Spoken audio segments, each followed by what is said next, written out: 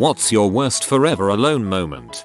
I think my worst FA moment was my 9th birthday party. My parents took me to a local place, and I had invited everyone in my grade, hoping that people would come to play laser tag and whatnot. In the end, only one kid showed up, and even then, he left to go play with some other kids he saw there that he knew. Not even my best friend showed up. We left after about 25 minutes. I went home, and my dad told me to get over it, and that it was just a birthday party. Needless to say, I cried myself to sleep that night. It's hard to think of anything more painful than throwing a party and no one showing up. My parents did that once. Ouch. I was putting together a new computer and I figured I could save some money by not buying speakers, because I could just use headphones and it's not like I was ever going to have anyone else in my room. I used that computer for 2 years. I was right. I have 3 Xbox controllers just in case I have company. I have only used one so far. One time in high school I was on a school trip with the marching band. One morning when I had some free time I was wandering around the hotel and I couldn't find any of my friends. On the last door I tried, my friend Brad cracked open the door, obviously dressed in only boxers. He said they were playing strip poker with some girls, and he would see if I could join. Brad called back into the room, "Hey, is it okay if Jeff joins us?" The next thing you heard was a resounding chorus of female voices. No. Brad turned back to me, said, "Sorry man," and closed the door. This one brought back a bad memory. I went to a sleepover in 5th grade to watch WrestleMania. There was a couple girls that stayed over too that lived in the area. The girls made me sit out as they played spin the bottle. It was awful. Forgot about that until now. LOL. Eating food from 7-Eleven all by myself on Thanksgiving. I did this once. I flew to Massachusetts to see in my GF at the time and propose on Thanksgiving. Proposed. Got shot down and she broke up with me. I spent that Thanksgiving eating a sandwich and soda I bought from the gas station across the street from the Best Western stayed at. When I was a kid I had no friends and I had this idea that if I brought a football to school then I could play with some friends. During lunch, I went to my bag and found that the football had been stolen out of it. Some kids were playing with it and I watched them play and I was too shy to say anything and they looked kinda mean. Then a teacher walked by and I wanted to tell them that they took my football but I thought what's the point? I wasn't using it anyway. Then I just hid in some bushes and cried. Somehow, even with all of the other worse ones, this one, it hurt. I understand the feeling dude. I'm sorry. Bro hug. I was sitting in my 3rd grade classroom one day when the school's principal came in and called out all the girls in the class. It was weird, to be sure. So, we're all lined up in the hall and the principal starts talking about how rude it was to invite every girl in the class but one to a birthday party. Becky was so upset she wasn't invited to the birthday party that she was refusing to come out of her room. Funny thing, though, I wasn't invited to the party either. In fact, up until I was standing in that line being reprimanded, I didn't even know there had been a party. Wow, your principal handled things like an idiot. 3 years ago, 3 days before Christmas, I called my dad to ask about family plans for Christmas. He informed me that he, along with my entire family, was on a cruise ship off the coast of Florida. Everyone but me was invited. I spent Christmas alone at a Chinese buffet. I was the only one in there not working. I got food poisoning and spent the next 48 hours puking and crapping, simultaneously at some moments. The whole time they were on the cruise, my dad was posting photos of the entire vacation on Facebook. Forever alone. This reminds me of something I once read in The Atlantic. The author had been shopping at a garage sale while in college and he found a stack of dinner plates with the top one showing visible signs of wear, and the rest brand new. He thought it was the saddest thing he'd ever seen, and made a mental note that when he moved into his own place and bought new dishes, he would remember to rotate through them so that he wouldn't leave behind such depressing evidence of his bachelorhood. Then he couldn't decide which was more depressing, the plates or the strategy he just devised. Luckily I'm too filthy to do the dishes, so I don't wash them until I've used every single plate. Take that, society. Sweet, my cell phone's battery lasts for 4-5 days without a recharge. Oh wait, That's because I never get any calls. Back in high school, I was always shocked when people would have to charge their phone every night. I never understood how my phone could get almost a week out of a single charge. I think I was maybe 19 or 20 at the time, and I had just purchased a Sega Dreamcast, and I picked up a second controller because it was on sale. When I got home, my father saw what I had bought and got mad at me for wasting money. Not because I had bought a Sega Dreamcast, mind you. Let's not go there, but because I had bought a second controller. He said to me as I took it out of the bag, "When the heck are you ever going to need that?" Had to cancel a dental appointment to get a molar extracted because they said I'd need someone to drive me there, stay for the procedure, and drive me home. Now looking for an oral surgeon within walking stumbling distance. Strange uses for a female escort. I feel the worst whenever I ask someone out for a date and they never show up. Happens way too often to me. I just don't understand why they didn't just say no in the first place. I feel so stupid sitting at a cafe or restaurant by myself waiting for someone who would never show up. A classic case of forever alone. Some people have no manners. Frick them. Wake up every morning at 0600. Make myself breakfast. Go to work. The only human interaction is at work. No one at work invites me to their dinners, parties, after work drinks. Get back home and it's nothing but books, and places like here. Once a week go out and have dinner by myself. Once a month get on a plane and go to a different country all by myself. Sit in some strange hotel room and watch CNN plus drink. You should take lots of pictures and start a travel blog.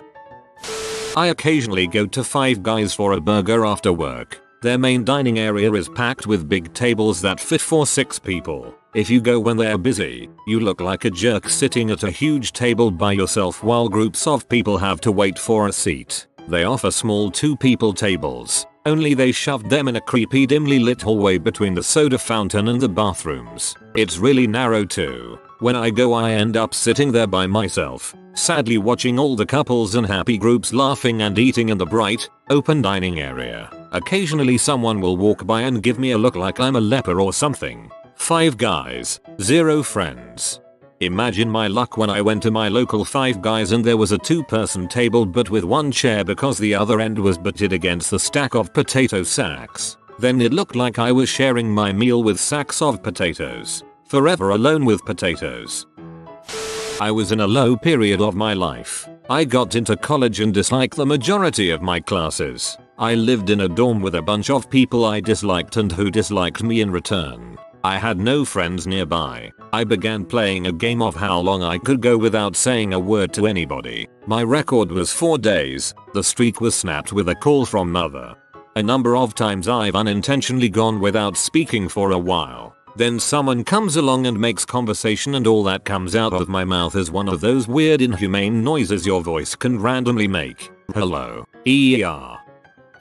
I moved to a new city and didn't know anyone. Feeling especially forever alone, I manned up and got over my crippling social anxiety just long enough to ask someone out for Valentine's Day. I suggested an expensive, romantic restaurant. She enthusiastically agreed. I sat alone at the table, watching all of the happy couples around me for over an hour before letting myself accept the fact that I had been stood up. Hey, what's a good place to go for Valentine's Day? Restaurant. Cool. Go with me. Okay. Anytime I've gone from sober to S-faced without sharing a word or glance with another human being, I call those days weekdays. Had a lazy eye and crap loads of acne when I was 10. Got the nickname retarded Mexican because of my prepubescent mustache. Went out of my way to be nice to everyone. Always sat alone at lunch. Didn't know why everyone hated me. Severely depressed. Cried constantly. Alone for 6 years. Then I got better. That's rough, bro. I would have called you remix if that's any better. No one calls me. I have to call them. They seem to enjoy themselves when we're hanging out. It's always been like this. And I don't get it. I'm good at arguing against myself feeling this way within myself and I am able to rationalize quite well. But it is only temporary and soon I feel empty again. Part of me wants to just give it up, but I know I'd just more lonely and miserable. Getting all excited about a whole bunch of views on my Flickr account until I realized I'd been viewing my own photos earlier with my work VPN on. I choked on a piece of popcorn once while having a movie party by myself on a Saturday night. I was seconds away from passing out when I finally dislodged it. After I caught my breath, I sat on the floor and cried for having narrowly escaped a death that could have been prevented with something as small as some human company. I had never felt so alone in my life. And then I realized that even if I had been able to call a friend to come and help me, I didn't have anyone to call. I cried myself to sleep right there on the floor in my living room. When I woke up, the movie was still paused, and the room, torn apart by my choking struggle, was littered with popcorn. So I cleaned up the mess by myself, turned off the TV and went to bed alone. This was just a few weeks ago. Lived by myself in a one-bedroom apartment. When other people in my department at work would go on vacation, I'd sit in an empty office building by myself with no one to pretend to talk to for weeks on end. I've gone entire months without saying more than 3 words to a living being that wasn't a passing hey in the hall. One time for a few weeks while I was very sick with the flu and exhausted, hopped up on PM style meds. I fell asleep in the restroom hanging onto the side of the bathtub and stayed there for around 18 hours, drifting in and out of consciousness. I got no calls, no visits, which was the norm but was particularly depressing. I actually felt like I forgot how to form words with my mouth. During those days I lived in wow. Reminds me of the time I realized that if I died on a Friday after I dropped my daughter off, no one would know until I didn't show up to get her food on a Monday night. I went to a Reddit meetup, even made some potato salad and a cheesecake, but when I got to the park no one else showed. Mixed vodka, whiskey and Ambien in an attempt to never wake up again. Woke up about 30 plus hours later covered in puke and pee. To this day no one knows. I moved about 8 months ago and bought an IKEA bed frame. It's still in its box at the base of my mattress on the floor because it takes 2 to assemble. I see it every day when I wake up and think that I'm forever alone. When I was 12, we got a computer. That was pretty much the end for me. Been at the hospital a couple days now. No visitors. Forever alone. It's midday, Saturday, and the doctor just informed me that they misread the screenings and that there isn't actually a sludge buildup in my gallbladder, but that my pancreatitis is still definite. Not sure what's to happen from here, but I want to thank Reddit from the depths of my essence for the encouragement and kindness shown. A Redditor, Amy, from Orlando, FL called to wish me well, and if you're reading this, Amy, thank you so very much. Hearing a friendly voice warmed my spirits a great deal. Reddit. I can say with confidence that though there was no physical visitation, I have never felt less forever alone than I do now. To the Redditors who reached out, you are my heroes. Thank you. Thank you. Thank you. : 1 adult ticket to High School Musical 3, please. Good God. I have spent New Year's alone for at least the last 6 years. Beat that. 21 first and 22 second birthday alone. I hear my cat will be available for my 23. Keeping my fingers crossed. I got so many sweet messages telling me their sad and awesomely pathetic stories of life. Really makes a man feel optimistic and not so alone. I'm so serious. And my cat said she is cancelling all her meeting and appointments just for me. I'm 26 and I've never had a romantic relationship. I was 19 when I met my first female friend. I'm 24 and I've never had a romantic relationship, but I have no friends at all. At some point when I was in college years ago now, having gotten tired of my mother asking me about who I was dating, to which the inevitable answer was, I wasn't. I attempted to explain my forever aloneness to her. She thought I was trying to come out of the closet and I got an extremely awkward "I still love you even though you're gay" speech. If it's any inspiration to the FA types here, I'm now a successful and happily married adult. At that age, didn't seem like it would ever happen. A couple months after my GF cheated on me, I went away to school after we broke up, partly because of what happened, needing to get away from my old life. While away at school living in the dorms, I bought a bottle of old times whiskey, went into my room, alone, in the dark, and watched wedding videos on YouTube, like cool proposals and dances at the reception and stuff. I then began to bawl my eyes out for like 2 or 3 hours. Anyway, it was actually very cathartic, even though it wasn't until months after that I really got over it. Being cheated on sucks. Or when I spent Christmas alone in Europe without anyone to talk to, getting drunk at a hostel bar while other groups of people were having what I assumed to be awesome conversations, though I couldn't understand them. Then I drank until I passed out and my mom called to say Merry Christmas, but I was sleeping and missed the call. By the time I woke up it was like 5 AM back in the States, so I listened to the voicemail. She was like, "You're probably having such a good time that you didn't even hear your phone go off and crap. Frick, just writing this makes me want to cry." Her voice had like this proud sadness to it. Even though she couldn't talk to me on Christmas, she knew I was out, alone, in Europe, and she wanted me to have a good time and be adventurous. But I could just hear in her voice that she wished I'd been bored just so I could talk to her. Well, I'm 21 and still never been on a real date, kissed a girl, while almost all the friends around me are in starting relationships. And the girl I was interested in just recently started dating an old high school friend of mine who just happens to go to the same college as I do. But I imagine there is enough of that sort of single depression going on here. So a story of encouragement. I have twice really wanted to see a concert in New York City about an hour away from me, and could not find a single friend able to go with me. Both times, I went to the city by myself, feeling lonely and sad, but ended up seeing a great show, meeting awesome fans as well as the bands themselves. Both bands, Tally Hall and the Cat Empire, put on amazing shows that really brightened my mood. Point being, sometimes you can make a FA story a fun and enjoyable one if you really want to. TLDR, I'm forever alone, but I can still make lonely trips into awesome fun ones. Every time I make eye contact with my reflection whilst jacking off. Don't look away, you will see that as weakness. A girl I was madly in love with decided to bring along her boyfriend on one of our dates. I had no idea she had a boyfriend. The drive home, which should have taken half an hour, took about 2 hours. I kept having to pull over because I was crying so hard I couldn't see. Right now, I'm not the only one to have done this, so it's not exactly original, but for the last 6 months I've been living in my office at work. It takes two to tango, so I won't disparage my soon-to-be ex-spouse. But there were some very good reasons as to why I could no longer stay there. I haven't pulled finances for the sake of my kids' well-being, so they are all currently living in the house while I do the best I can from here as the divorce process moves along. I do see them, take them out, play with them and let them know I love them, even though I think they are being told otherwise. I have food, I have a microwave, I have a bed, and a place nearby that I can shower. That's a lot more than most people have. The hardest part is having to go dark after everyone goes home, to be quiet, and try to keep busy, which I do with Reddit, exercise and reading.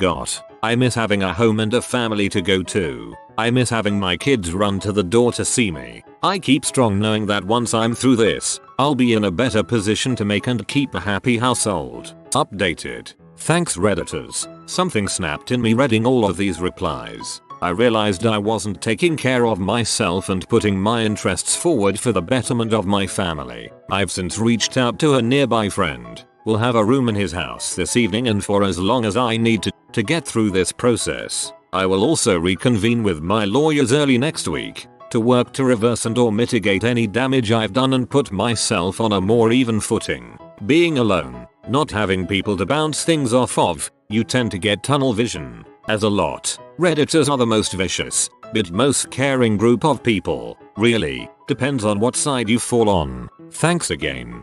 Hang in there, boss. Didn't have a lot of time for lunch one day while I was out doing errands, but there was a sit-down burger place on the way to the UPS store that I had been craving for a while, so I ducked in there. Didn't try to find anyone to meet up with, but I did take a book in to look at that I happened to have in my car at the time. It was about networking tips. 10 minutes later I had the sudden realization I was very visibly reading Keith Ferrazzi's Never Eat Alone while eating at a public restaurant. It's been years since my grandmother stopped asking me if I've found that special someone. Even she thinks I have no hope. No, she probably is a decent grandma and doesn't want to put too much pressure on you. I drove to a parking lot a couple blocks away from my house just to make it appear to my mom like I was going out to hang with friends. I ended up sitting in my dark car for a couple hours eating candy, without even music for fear of the car battery running out. 2 kids from my high school pulled up and parked next to me to smoke. They saw me sitting there as I awkwardly waved and shoved candy in my mouth, so it seemed like I was busy and couldn't talk to them. Every day, though it was so bad at one point that I thought about driving myself into the river on a daily basis. Now I've come to accept my FA, lost weight, have a couple of friends, and my job has improved, so the suicidal thoughts are gone for now. Going to movies all by myself. It was pretty relaxing actually. No joke, I prefer going to the cinema solo. I was eating a sandwich at my old apartment at the dinner table on a Saturday night. No one was home and the apartment was silent. My roommate comes home, looks in the dining room and says, "Why are you eating by yourself in the dark forever alone?" Forever alone in the dark. If you are new to the channel, you can subscribe. I publish new videos every day. Until then, check another video.